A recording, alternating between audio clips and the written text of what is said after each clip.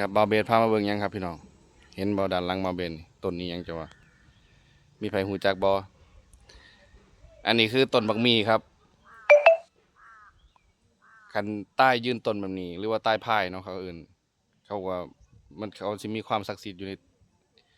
ในผู้เฒ่าเขาว่าดอกเนาะว่าคันต้นบักมี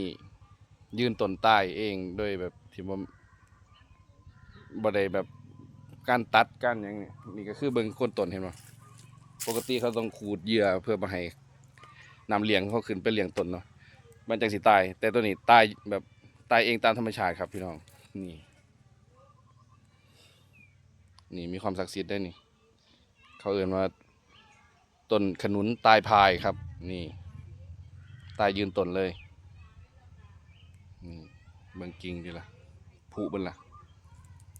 น่าจะตายมันโดนแหละครับพี่น้องอู้ต้นหมกไงเลยบางคนก็มีความเสือเขาไปเฮ็ดของขวัญของขาขายของอย่างเนี้ยอ่าก็ความเชื่อแต่ละบุคคลเนาะส่วนอันนี้ความเชื่อส่วนบุคคลนะผู้ใดบ่เชื่อก็อย่าไม่ต้องลบหลู่ เออไม่เชื่ออย่าลบหลู่นะเพราะเรื่องนี้มันผู้เฒ่าผู้แก่โบราณเขาบอกมานะเขาบอกมาเนาะเฮาก็เชื่อ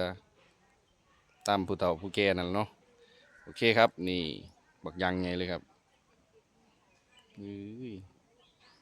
ขนุนตายพายสุดยอด